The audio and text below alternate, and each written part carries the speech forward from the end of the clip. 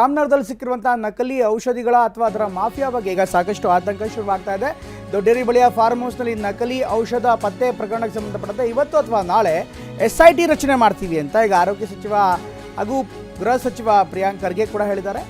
ಅಥವಾ ಈ ಹೇಳಿಕೆಗೆ ಸಂಬಂಧಪಟ್ಟಂತೆ ವಿವರಗಳು ಬರ್ತಾ ಇದೆ. SIT ರಚನೆಗೆ ನಾವು ತೀರ್ಮಾನ ಮಾಡಿದ್ದೇವೆ. ಇದು ಸಾಕಷ್ಟು ದೊಡ್ಡ ಪ್ರಮಾಣದಲ್ಲಿ ಮಾಫಿಯಾ ಇದೆ. ಪ್ರಕರಣದ ಬಗ್ಗೆ UT ಖಾದರ್ ಕೂಡ ಮಾಹಿತಿಯನ್ನು ನೀಡಿದ್ದಾರೆ. ಇದರ ಹಿಂದೆ ಶಂಕಾಸ್ಪದ ವ್ಯಕ್ತಿಗಳಿರುವಂಥ ಸಾಧ್ಯತೆ ಇರುತ್ತೆ. ಯಾರು, ಹೇಗೆ ಮತ್ತು ಎಲ್ಲಿ ಮಾರಾಟ ಮಾಡ್ತಾರೆ ಇದರ ಬಗ್ಗೆ ಮಾಹಿತಿ ಗೊತ್ತಾಗಬೇಕಾಗಿದೆ. ಹೇಗೆ ತಯಾರಿಸ್ತಾರೆ ಅಂತ ತನಿಖೆ ನಡೆಸ್ತೇವೆ ಅನ್ನುವಂಥ ಮಾತನ್ನು ಈಗ ಗೃಹ ಸಚಿವ ಪ್ರಿಯಾಂಕ್ ಖರ್ಗೆ ಕೂಡ ಹೇಳಿದ್ದಾರೆ.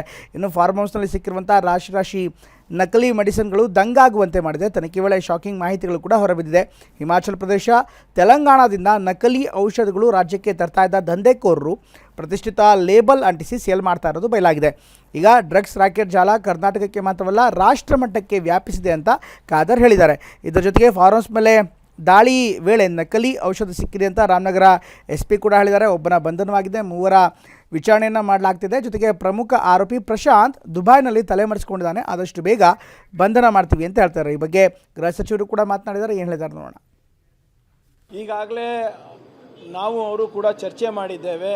ಮುಖ್ಯಮಂತ್ರಿಗಳ ಅನುಮತಿ ಮೇರೆಗೆ ಜಂಟಿಯಾಗಿ ಒಂದು SIT ರಚನೆ ಮಾಡಬೇಕು ಅಂತ ನಾವು ಮತ್ತು UT ಖಾದರ್ ಅವರು ಮಾತನಾಡ್ಕೊಂಡಿದ್ದೇವೆ. ಅದನ್ನು ಇವತ್ತಿಲ್ಲ ನಾಳೆ ಅಷ್ಟರಲ್ಲಿ ನಾವು ರಚನೆ ಮಾಡ್ತೀವಿ.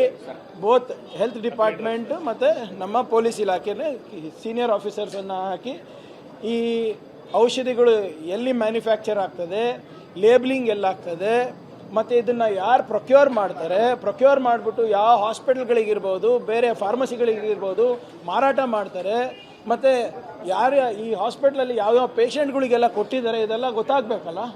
ಬೇರೆ ಬೇರೆ ರಾಜ್ಯಗಳಲ್ಲಿ ಇವತ್ತು ನಕಲಿ ಔಷಧ ಫ್ಯಾಕ್ಟ್ರಿ ಏನಿದೆ, ಘಟಕ ಏನಿದೆಯಾ, ಅಲ್ಲಿಂದ ಇಲ್ಲಿಗೆ ತರುವುದು, ಇಲ್ಲಿ ಅದಕ್ಕೆ ಮಲ್ಟಿನ್ಯಾಷನಲ್ ಕಂಪನಿಯ ಔಷಧದ ಫ್ಯಾಕ್ಟ್ರಿ ಅದು ಲೇಬಲ್ ಹಾಕೋದು. ಫೀಸರ್ ಅಂತ ಸಂಸ್ಥೆಯ ಲೇಬಲ್ ಕೂಡ ಇವತ್ತು ಹಾಕಿದ್ದಾರೆ, ನಮ್ಗೆ ಮಾಹಿತಿ ಕೊಟ್ಟಿದ್ದೇವೆ. ಅದನ್ನು ಇವರು ಮೆಡಿಕಲ್ ಶಾಪಿಗೆ ಮತ್ತು ಆಸ್ಪತ್ರೆಗೆ ಇವತ್ತನ್ನು ವಿತರಿಸಿ ಈ ICU ಅಲ್ಲಿ ಉಪಯೋಗ ಮಾಡುವಂತಹ ಇವತ್ತು ಔಷಧಗಳು ಕೂಡ ಇವತ್ತು ಇಂಜೆಕ್ಷನ್ಸ್ ಕೂಡ ಇವತ್ತು ಮಿಸ್ಲೇಬಲ್ ಕೂಡ ಆಗಿದೆ. ಸೊ ಇದನ್ನು ಎಂದೂ ಕೂಡ ಶ್ರಮಿಸುವಂಥ ವಿಚಾರ ಅಲ್ಲ. ಇದರ ಬಗ್ಗೆ ಈಗಾಗಲೇ ನಮ್ಮ ರಾಮನಗರ SP ಅವರು ಆ ತನಿಖೆಯನ್ನು ನಡೆಸ್ತಾ ಇದ್ದಾರೆ.